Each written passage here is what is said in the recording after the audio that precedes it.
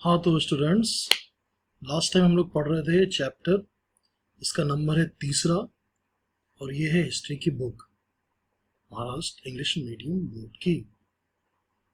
और इसमें हमने लास्ट टाइम क्या पढ़ा कि अप्लाइड हिस्ट्री क्या होती है और उसके अप्लाइड हिस्ट्री और रिसर्च वेरियस फील्ड में क्या कनेक्शन है आपस में। तो जो हमने इसकी कहानी को स्टार्ट किया था, हमने अप्लाइड हिस्ट्री को समझा, इसको पब्लिक हिस्ट्री भी कहते हैं। और बाकी सब्जेक्ट के साथ में रिसर्च के पर्सपेक्टिव से कहाँ पे क्या रिलेशन बनता है, तो हमने फिलॉसफी देखा, फिलॉसफी के बाद हमने साइंस देखा, साइंस के बाद हमने टेक्नोलॉजी देखा, और देखने के साथ साथ इसको समझा भी। ऐसा नहीं कि देखा, डिस्कस किया, तो नंबर 3 तक हो गया। तो नंबर 4 है इंडस्ट्री एंड कॉमर्स। अब यहाँ पे हिस्ट्री कैसे आ जाएगी, हिस्ट्री का क्या रोल होगा, और हिस्ट्री किसी इंडस्ट्री को, कॉमर्स को कैसे अफेक्ट कर सकती है, और आपस में क्या कोरिलेशन है, इसको हम समझने की कोशिश करेंगे। अब जो फील्ड है म्यूचुअल सोशल ट्रांजैक्शंस की, वो एक्सपेंड होती है किसके साथ में, इंडस्ट्री और ट्रेड की ग्रोथ के साथ में। तो एक म्यूचुअल सोशल ट्रांजैक्शन होता है, वो एक्सपेंड होता है जैसे जैसे इंडस्ट्री और ट्रेड बढ़ेगा। ये और प्रमोट करेगा क्या, development, network of cultural interaction को। तो ये कल्चरल इंटरेक्शन को डेवलप करेगा, प्रमोट करेगा, और ये इंटीग्रल पार्ट है इंडस्ट्री और कमर्शियल मैनेजमेंट का। यानी कल्चरल की बात आ गई, यानी हिस्ट्री की बात आ गई, इंटरेक्शन की बात हो गई, यानी आपस में कनेक्शन है इंडस्ट्री और ट्रेड का भी, और उसका अप्लाइड हिस्ट्री के साथ भी। किसी जगह की हिस्ट्री है और आपको उस हिस्ट्री का सम्मान करना पड़ेगा, उसका कल्चर है, और आपको लोकल लोगों को साथ में लेके चलना पड़ेगा। सपोज करो, एग्जांपल देते हैं कि एक जगह पे कोई गांव है और गांव के पास आपने फैक्ट्री लगाई, और उस गांव के लोगों को पसंद नहीं कि पेड़ पौधे को काटा जाए, पेड़ों को, और आप पेड़ों को काटे जा रहे हो, पहाड़ों को ब्लास्ट कर रहे हो। और वो लोग, गांव के लोग, नेचुरल फोर्सेस की पूजा करते हैं, पहाड़ को देवता मानते हैं, वन को देवी मानते हैं, पौधों की उपासना करते हैं, उनके साथ उनका लगाव है, एक अटैचमेंट है।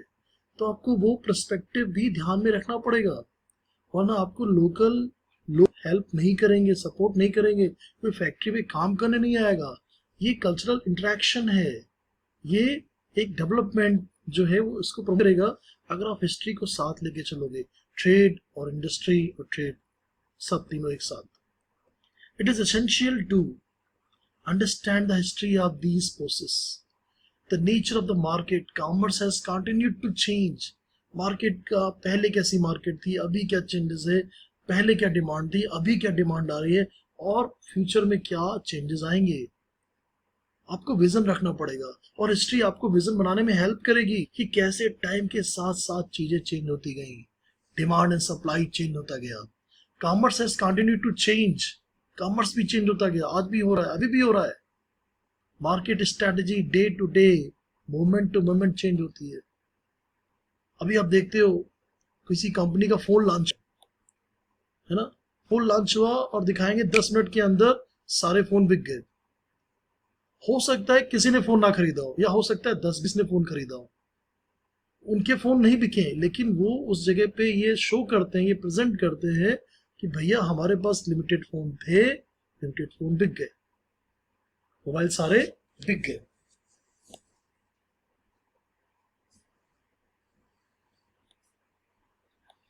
तो अब उससे क्या होगा, उससे होगा लोगों में लगेगा यार ये बड़ी मतलब लिमिटेड चीज है, इसकी बड़ी डिमांड है, बड़ा एक्साइटमेंट है, हमको भी लेना चाहिए। लेकिन ऐसा नहीं है, ये मार्केट स्ट्रेटजी है लोगों को दिखाने की कि भैया सारे फोन बिक गए, अब अगले हफ्ते हम फिर से लॉन्च करेंगे कुछ फोन। मार्केट स्ट्रेटजी पल पल चेंज होती है। To understand this development, it is necessary to study the history of culture, social action, and economic institutions. तो इस सब के लिए क्या चाहिए, इस डेवलपमेंट को समझने के लिए क्या चाहिए, हिस्ट्री चाहिए, वहां के कल्चर की, सोशल ऑर्गेनाइजेशन कैसा है, इकोनॉमिक इंस्टीट्यूशंस क्या है। तो आपको यहाँ पे कॉमर्स और ट्रेड में हेल्प मिलेगी मिलेगी। अप्लाइड हिस्ट्री यहाँ पे अपना रोल प्ले करेगी करेगी। ठीक है, आप अप्लाइड केमिस्ट्री की हिस्ट्री गड़बड़ होती है, क्योंकि केमिस्ट्री में भी अप्लाइड है और हिस्ट्री में भी अप्लाइड है, तो अप्लाइड हिस्ट्री हेल्प करेगी आपको कॉमर्स और ट्रेड में। अब हम देखते हैं मैनेजमेंट स्टडीज क्या होती है। मैनेजमेंट स्टडी का अप्लाइड हिस्ट्री के साथ में क्या कनेक्शन है? In order to understand various factors involved in the chain of production, such as means of production, resource and process of production, as well as the chain of market and sales management. अब यहाँ बात करें, there are many factors of production. Factors of production क्या होते हैं? Land, labor, capital, physical capital, fixed capital, ये सब factors of production है। Human resource भी इसी में आता है, और उसके साथ पूरी की पूरी sales management, chain of market. Sales management एक किसी चीज को बनाना इजी है, उसको सेल करना उससे डिफिकल्ट है।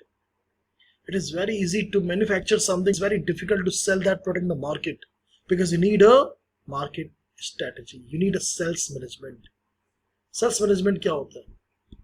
आपने देखा होगा कुछ कम्युनिटी है वो सालों से बिजनेस कर रही है, और वो कम्युनिटी बहुत सक्सेस है, क्योंकि उनको उनके परिवार में विरासत में सिखाया जाता है बचपन से कि व्यापार कैसे करते हैं, व्यापार करने के तरीके क्या हैं, मार्केट में रेपुटेशन कैसे बनती है। It is essential to have a knowledge of similar function system of the past. It is essential to understand the psychological character of people working at various levels, the chain of production and the market for healthy management. आपको पता होना चाहिए लोगों से काम कैसे लेना है, हर एक लेवल पे लोगों का कैरेक्टर, लोगों का पोटेंशियल आपको पता होगा। आपकी डीलिंग उनसे काफी अफेक्ट करती है। कई ऐसे मैंने देखे हैं जो बिजनेस लॉबी के लोग हैं, वो अपने एम्प्लॉइज को बहुत रिस्पेक्ट देते हैं। सूरत में एक व्यापारी अपने एम्प्लॉइज को हर साल दिवाली पे वो कारें गिफ्ट करते हैं। क्यों वो अपने प्रॉफिट का एक बड़ा हिस्सा अपने एम्प्लॉइज के लिए क्या करते हैं? डोनेट करते हैं, उनको हेल्प करते हैं, उनको सपोर्ट करते हैं। क्यों करते हैं? वो चाहे तो बस सैलरी दें, बस हो गया, क्या जरूरत है गिफ्ट देने की? वो गिफ्ट देने से उनका जो बॉन्डिंग है, जो उनकी कनेक्टिविटी है एम्प्लॉइज के साथ, वो बढ़ती है। एम्प्लॉइज फैक्ट्री अपनी समझ के फिर काम करता है, दिल से काम करता है। Once a time Henry Ford said, Henry Ford का नाम आपने सुना होगा, फोर्ड कंपनी के मालिक जिनने फोर्ड कंपनी स्टार्ट की। He said one of the statement, you take away all my machines, burn my factories, but give me back people, I can rebuild it. उन्होंने क्या, उनका स्टेटमेंट था, आग लगा दो मेरी मशीनों को, जला दो मेरी फैक्ट्रियों को, लेकिन मुझको मेरी टीम दे दो, मुझे लोग दे दो, मैं सारा एम्पायर फिर से खड़ा कर दूंगा। तो इसे कहते हैं हम पीपल के साथ वर्किंग, डिफरेंट लेवल के साथ, पीपल्स के साथ working, various level in the chain of production and marketing for healthy management. जितना हेल्दी मैनेजमेंट होगा आपका, जितने लोगों से आप काम ले सकते हैं अच्छे से अच्छा, उनके पोटेंशियल के अकॉर्डिंग, आपकी कंपनी, आपका मैनेजमेंट, वो आपका काम आएगा और आपकी ग्रो करेगी। In order to achieve it, understanding of the social economic institution that the support the industry and commercial process is important. Knowledge of history in this regard makes the management at various levels easier. तो भाई history फिर से काम आएगी management studies पे भी, कि क्या गलती हुई, अभी इसको कैसे करना चाहिए। Social economic institutions that support the industry and commercial process. तो आपकी सोशल कनेक्टिविटी, इकोनॉमिक, कि आप किस तरह से अपने पैसे का सही उपयोग करते हैं। जितना आप उनको हेल्प करेंगे, जितना आप, उतनी कंपनी आगे जाएगी, आपका मैनेजमेंट का। ठीक है, तो ये हो गया अप्लाइड हिस्ट्री का कनेक्शन मैनेजमेंट स्टडीज के साथ। अब आते हैं अप्लाइड हिस्ट्री का कनेक्शन किसके साथ? आर्ट के साथ। भाई आर्ट में कहां से हिस्ट्री आ गई? It's important to understand the development of various art form this with the help of their style of expression and their functions in the form of intellectual, emotional, cultural tradition. बहुत महत्वपूर्ण है कि आप इस बात को समझें कि जो डेवलपमेंट है, जो विकास हुआ है आर्ट का अलग अलग लेवल पे, उसमें स्टाइल ऑफ एक्सप्रेशंस है। मोनालिसा की पेंटिंग हो, किसी और जमाने की पेंटिंग हो, सबके एक्सप्रेशन अलग है। उस जमाने का सोसाइटी अलग था, उस जमाने की परिस्थितियां अलग थी, तो वो चेंज हुआ है और वो चेंज होता रहेगा। And their foundation the form of intellectual, emotional, cultural tradition. तो आर्ट क्या है? आर्ट है इंटेलेक्चुअल, इमोशनल, कल्चरल ट्रेडिशन का ही एक पर्सोनिफिकेशन है, एक उसका आप उसको उकेरते हो, उसके इमोशंस को बाहर लाते हो आर्ट के थ्रू। तो उस जमाने का जो इंटेलेक्चुअल है, उस जमाने का जो इमोशनल है, उस जमाने के जो कल्चरल ट्रेडिशन है, उसको आप आर्ट की फॉर्म में कैनवस पे उतार देते हो। तो यहाँ भी तो हिस्ट्री आई, किसी पेंटिंग में जिसने ऐसे कप पकड़ा है या वो किसी लोगों से बात कर रहे हैं, तो उसमें कहानी है पूरी हिस्ट्री की। पेंटिंग्स में हिस्ट्री है, और paintings we have these sources of history to get the knowledge about the past and what happened in the medieval period. Future का तो नहीं बता सकते, लेकिन अभी और कल क्या हुआ और आज जो हो रहा है वो कल के लोगों को काम आएगा। The key to the expression in any art form, emotional temperament of the artist, the developmental history of the respective art form can be understood with the help of cultural history। अब यहाँ पे cultural history की बात आ गई, तो applied history जब art के साथ मिलेगी तो कल्चरल हिस्ट्री, उस जमाने की घटनाएं, आज की घटनाएं कल को रिकॉर्ड हो गई कल के लिए। अब आते हैं हम लोग ह्यूमैनिटीज के ऊपर। अब ह्यूमैनिटीज का क्या कनेक्शन है आर्ट अप्लाइड हिस्ट्री के साथ में? ह्यूमैनिटीज का मतलब क्या? History, archaeology, sociology, anthropology, political science, economics, और यहाँ भी लगेगी अप्लाइड हिस्ट्री। कैसे लगेगी? तो पहले तो देखते हैं इंग्लिश में क्या लिखा है काले काले अक्षरों में। To understand the history of the origin and the development of these disciplines is an essential part of their learning। मतलब क्या? मतलब हिस्ट्री के ये जो डिसिप्लिन्स हैं, जो अलग अलग उसकी शाखाएं हैं, उनको समझने के लिए हमें अप्लाइड हिस्ट्री की जरूरत पड़ेगी। उसको हम लगाएंगे, अप्लाई करेंगे, वही अप्लाइड हिस्ट्री है। और ये जितने भी डिसिप्लिन्स हैं हिस्ट्री से लेके यहाँ तक आपके इकोनॉमिक्स तक, कितने हो गए? एक तो हिस्ट्री हो गया, दूसरा आर्कियोलॉजी हो गया, तीसरा सोशियोलॉजी हो गया, चौथा एंथ्रोपोलॉजी, पांचवा पॉलिटिकल साइंस, छठा इकोनॉमिक्स। तो 6 तो यहाँ पे दिए हैं, 6 के अलावा और भी होते हैं, लेकिन अभी 6 आप समझिए। इन सारे डिसिप्लिन्स में, इट मीन्स सारी शाखाओं में, they are suppose to have their origin in philosophy. सबका ओरिजिन कहाँ से हुआ? फिलॉसफी से हुआ। Ancient people all over the world tried to speculate in order to understand the relationship between the universe and the human existence। जो पुराने लोग थे उन्होंने कोशिश की, फिलॉसफी लगाई, रिलेशन बनाने की कोशिश की ब्रह्मांड और ह्यूमन एक्सिस्टेंस के बीच में। It gave rise to various mythological stories about the origin of this world। इसलिए हमारे पास तरह तरह की कहानियां हैं, कोई कुछ कहता है, कोई कुछ कहता है दुनिया ऐसे बनी। अरे नहीं भाई, दुनिया ऐसे नहीं बनी, मेरे धर्म के हिसाब से ऐसे बनी। नहीं, तेरे धर्म गलत है, मेरे धर्म के हिसाब से ऐसे बनी। कोई कहेगा मेरे इन भगवान जी ने ऐसे कर दिया, कोई कहेगा मेरे उन भगवान ने ऐसे कर दिया। अलग अलग धर्मों में अलग अलग कहानियां हैं कि पृथ्वी कैसे बनी, लेकिन साइंस की तो अलग ही कहानी है। वो साइंस है, वो ना इस्लाम को विरोध में है, ना वो हिंदू के विरोध में है, ना क्रिश्चियनिटी के विरोध में, ना किसी धर्म के, जितने भी दुनिया भर में धर्म है।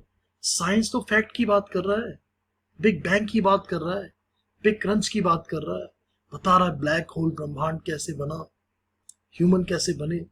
और साइंस सही है अपनी जगह पे, मेरा पर्सनल ओपिनियन है। धर्म हमें सिखाता है, जैसे आज ही का, जैसे कभी कभी क्या होता है, कुछ चीजें ये मत करो, वो मत करो, ग्रहण आ गया, ये आ गया, तो वो क्यों है धर्म में लिखा? ग्रहण मत देखो, आंखें खराब हो सकती हैं। लेकिन लोगों को ऐसे समझ में नहीं आएगा, तो भाई ये अपशकुन होता है, मत जाओ। लेकिन ऐसा कुछ नहीं है, साइंस बोलता है नॉर्मल नेचुरल फिनोमिना है। ठीक है। It give rise to the various mythological stories, है बहुत सारी कहानियां, कैसे बना यूनिवर्स, हमारे भगवान से किया या हमारे गॉड ने ऐसे किया या हमारे अल्लाह ने ऐसे किया, बन गया यूनिवर्स। ऐसे तो नहीं बना, साइंस को तो कुछ और ही कॉन्सेप्ट है।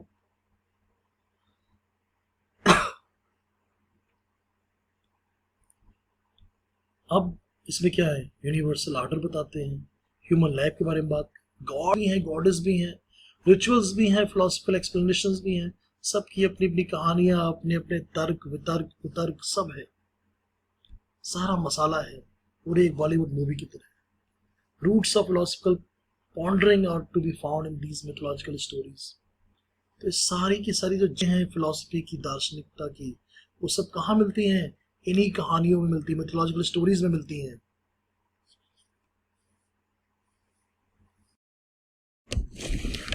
तो हम लोग बात कर रहे थे कि भाई ह्यूमैनिटीज़ के साथ में अप्लाइड हिस्ट्री का क्या रिलेशन है। अगर कहीं पे बीच बीच में मैं अप्लाइड हिस्ट्री की जगह अप्लाइड केमिस्ट्री बोल दूं तो उसको ये समझना कि हिस्ट्री की सर बात कर रहा है, क्योंकि बचपन में मैंने कभी अप्लाइड केमिस्ट्री पढ़ी थी। तो जब भी मैं अप्लाइड हिस्ट्री बोलता हूँ तो कभी कभी ऑटोमेटिकली केमिस्ट्री आ जाता है, तो उसको इग्नोर कर देना, मान लेना सर ने हिस्ट्री बोला है, ठीक है। तो अगर मैं मिस्टेक करूँ तो प्लीज़ इग्नोर कर देना। तो अप्लाइड हिस्ट्री की बात हो रही थी, ह्यूमैनिटीज़ के साथ उसका क्या टच है। तो हम बात कर रहे थे कि भाई सबकी अपनी अपनी कल्पना है, हर धर्म की, हर धर्म के लोगों की, कि दुनिया ऐसे बनी, ब्रह्मांड ऐसे बना, हमारे गॉड ऐसे होंगे, हमारे रिचुअल्स ऐसे हैं। लेकिन हो सकता है भाई सब लोग सही हैं या सब लोग गलत हैं। लेकिन साइंस को मानने वाले मेरे जैसे आपको और मुझे साइंस की बातें ज़्यादा लॉजिकल लगती हैं, तो हमारे पास प्रूफ है, हमारे पास रीजंस हैं कि पृथ्वी ऐसे बनी होगी, ब्रह्मांड ऐसे बना होगा। कोई काल्पनिक कहानियां नहीं है हमारे पास, मिथोलॉजिकल स्टोरीज नहीं है। ये जो रूट्स हैं फिलोसफी के कहाँ हैं, इन्हीं कहानियों में है। लोगों का उससे अटैचमेंट है, आप कुछ बोल नहीं सकते। इसलिए साइंस धर्म की आलोचना नहीं करता। धर्म अपनी जगह है, वो लोगों को अनुशासन देता है, लोगों को गाइडेंस देता है, बातें सिखाता है। लेकिन धर्म में ऐसी कहानियां हो सकता है जानबूझ के रखी गई हैं ताकि लोग सही मार्ग पे चलें, लेकिन उन कहानियों का रियल से, अस्तित्व से शायद कभी कभी कोई मतलब नहीं है। तो साइंस अपनी जगह है, धर्म अपनी जगह है, रिलीजन अपनी जगह है, साइंस फैक्ट। तो मैं दोनों को लेके चलता हूँ। हमें साइंस की बात पे भरोसा करना है और धर्म की अच्छी बातों को मानना है। जो आज रिलेवेंट नहीं है उसको इग्नोर कर देना है, उसे लड़ना नहीं है, उसको इग्नोर कर देना है। अब भाई जैसे मुझे पहले कहा जाता था आज के दिन नाखून मत काटो, ठीक है, अच्छी बात है, कभी कभी काट भी लेते हैं, क्या फर्क पड़ता है। हम उसे लड़ नहीं रहे हैं कि हाँ नहीं हम तो नहीं करेंगे, ये गलत है, हम तो करेंगे। हाँ ठीक है, जिसको नहीं काटना वो नहीं काटे, जिसको काटना है वो नाखून काट सकता है आज के दिन, या आज के दिन बाल नहीं कटवाने जाना चाहिए। तो उस जमाने में नाई नहीं मिलते थे, एक दिन आता था तो नाई आते। तो परिस्थितियां बदल गई हैं, जमाना, जो रिचुअल्स थे, जो पुरानी बातें थी, वो जरूरी थोड़ी हमेशा वही रहेंगी, समय के साथ बदलना। तो धर्म पुराने हैं, सालों से चले आ रहे हैं, तो उसकी कुछ बातें रिलेवेंट नहीं है। तो प्रोग्रेसिव लोग वही हैं जो विज्ञान को धीरे धीरे एक्सेप्ट करते हैं, विज्ञान को ज़्यादा मानते हैं। धर्म में भी जो विज्ञान है उसको एक्सेप्ट करते हैं। ऐसा नहीं कि धर्म में सारी बातें उटपटांग या काल्पनिक हैं, बहुत सी बातें बहुत ही किस धर्म में बहुत लॉजिकल हैं, बहुत अच्छी वैल्यूज़ की बात है, और उस धर्म में भी विज्ञान है। तो उस धर्म के और विज्ञान के मिले जुले स्वरूप को हम एक्सेप्ट करें, जहाँ से जो अच्छा है वो लिया, जो आज रिलेवेंट नहीं है, पहले था, उसको हम इग्नोर कर देंगे। पहले वो सही था लेकिन आज के टाइम के हिसाब से वो उतना एक्सेप्टेबल नहीं है, उतना रिलेवेंट नहीं है। तो ये हमारी फिलॉसफी की बात थी। Various disciplines under humanities have theoretical foundation. सबकी अपनी थियोरेटिकल फाउंडेशंस हैं भाई, उनकी ये फिलोसफिकल थ्योरी है, उनका ये थॉट ऑफ स्कूल है, उनका वो स्कूल ऑफ थॉट है। सबके अपने थॉट है, सबके अपने विचारक है। कोई कहता है इस तरह से चलो, इस तरह से जीवन जियो, कोई कहता नहीं ऐसे करो। हर धर्म में, धर्म के अंदर भी 50 तरह के, उन 50 तरीके में 100 तरीके के, सबके अपने अपने थॉट्स हैं, थियोरेटिकल थॉट्स हैं। कोई ये मानता है, कोई वो मानता है, सब फिलोसफी है, सब दार्शनिकता है। अपने अपने दिमाग को भगवान, गॉड, अस्तित्व जो भी है, नेचुरल पावर के पड़ोस पहुंचने के तरीके ढूंढता है। Only historical knowledge can help us in understanding these development stages. अब इन सबको समझना है, फिलोसफी को समझना है, ह्यूमैनिटीज के सारे डिसिप्लिन्स को समझना है, हमें अप्लाइड हिस्ट्री को समझना पड़ेगा। हिस्टोरिकल नॉलेज हमें हेल्प करेगा सब समझने में।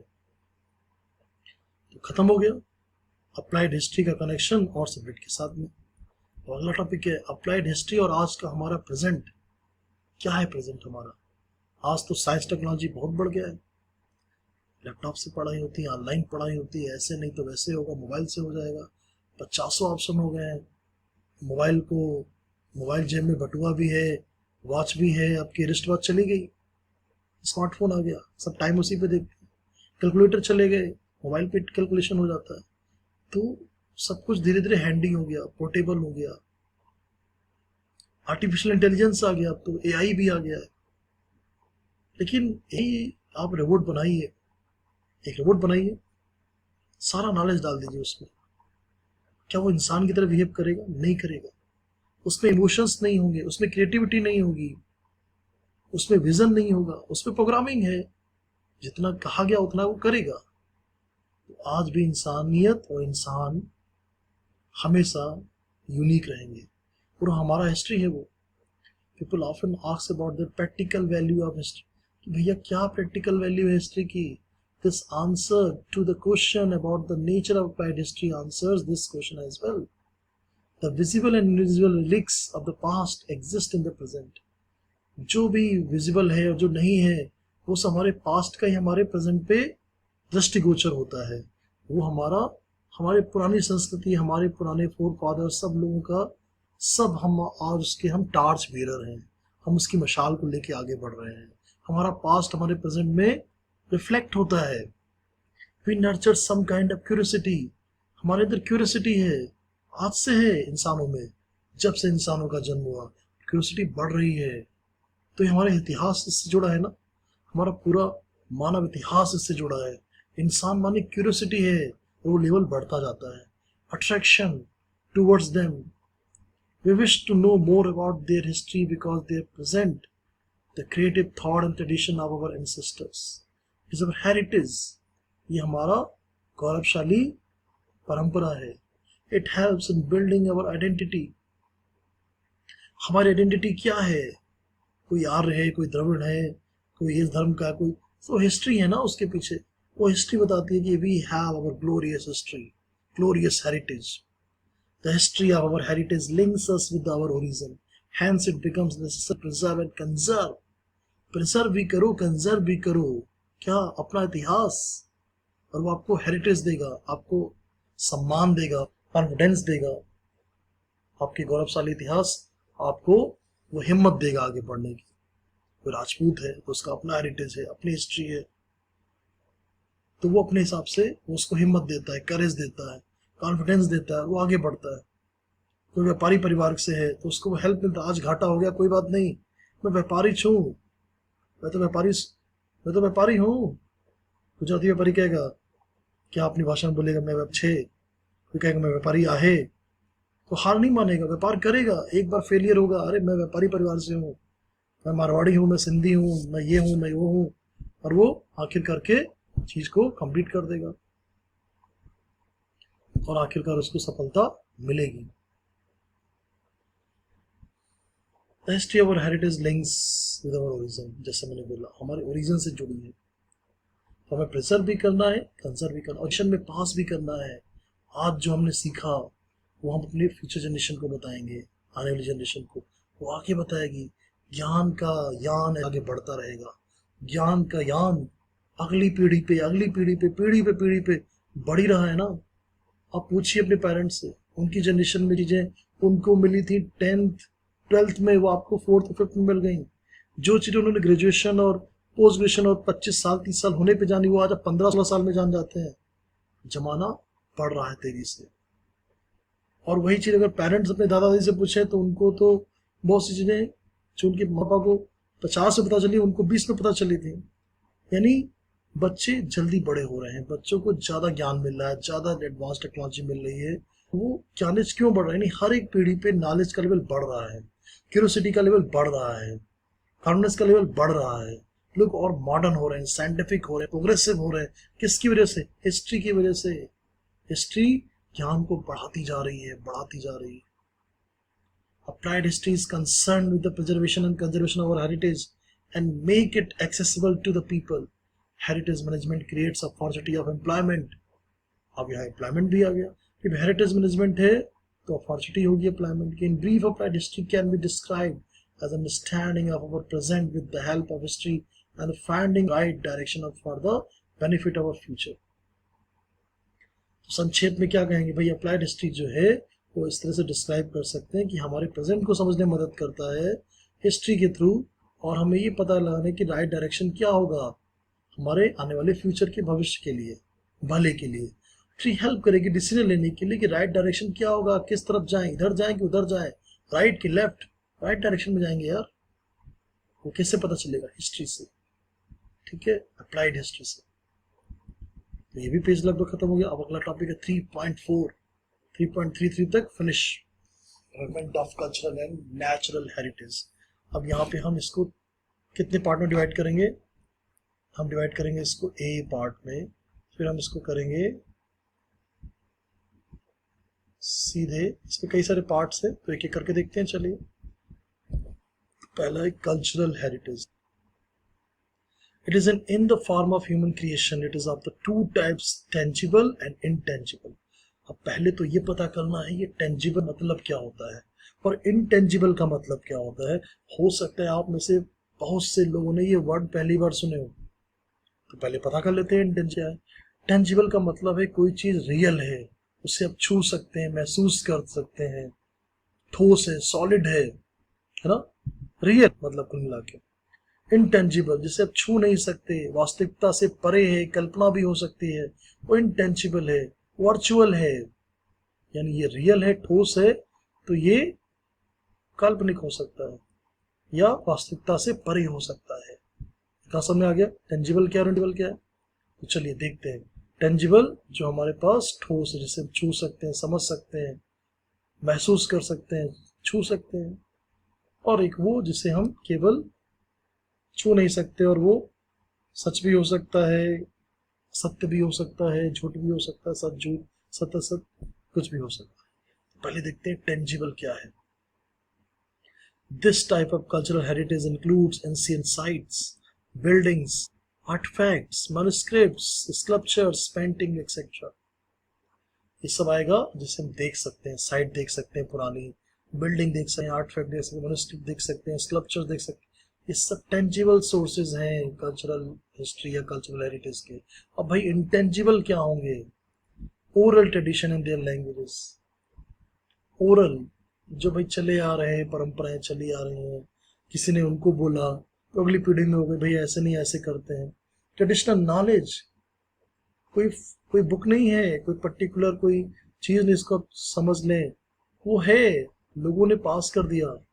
हो सकता है वो अफवाह हो सकता है वो सत्य हो, झूठ हो, जो भी ये कस्टम बन गया, ट्रेडिशन बन गया, फॉलो करते हैं लोग, जाते हैं मेले में, है ना, या कोई कीचड़ में खेल रहा है, क्यों? बस भाई हमारे यहाँ होता है ऐसे। कोई टमाटर फेंक रहा है स्पेन में, होता है, कोई लॉजिक नहीं है, कस्टम है, एक रिचुअल है, एक परंपरा है, एक ट्रेडिशन बन गया।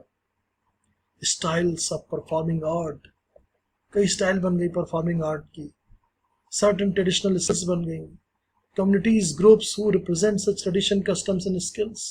कई सारी कुछ कम्युनिटीज हैं, वो ऐसे ही रहते हैं, वो ऐसे ही करेंगे, वो ऐसे ही डांस करते हैं, तो वो सब धीरे धीरे क्या समय के साथ उनके कल्चर में आ गया, उनके ट्रेडिशन में आ गया, एक परंपरा बन गई, एक हैबिट बन गई, हो गया इंटेंजिबल कल्चरल हेरिटेज। अब नेचुरल हेरिटेज क्या है? तो पहला तो ए में कितने आए? ए में आए 2, टेंजिबल और इंटेंजिबल। अब बी क्या है? Natural heritage. नेचुरल क्या है? नेचुरल है, प्रकृति में दिया हुआ है। नीम के पेड़ आपको इंडिया में खूब मिलेंगे। क्या सऊदीया में नीम के पेड़ मिलेंगे? नहीं मिलेंगे। या आपको टाइगर और लायन इंडिया में मिलेंगे? या आपको क्या टाइगर और लायन मिलेंगे आपको कहाँ पे? ग्रीनलैंड में, डेनमार्क में, फिनलैंड में या अंटार्कटिका में? वहां नहीं मिलेंगे, क्योंकि वहां का क्लाइमेट अलग है, वहां का पूरा अलग है। ये है biodiversity. The concept of natural heritage gives importance to the thought of biodiversity, includes the following things: flora, fauna, ecology, and geomorphic characteristics, which is crucial for sustaining the flora and fauna of a particular region. Essential for the benefit of future generation to preserve our heritage. Culture को बचाएंगे। Flora माने पेड़ पौधे, पेड़ पौधे होंगे तभी तो ऑक्सीजन मिलेगी।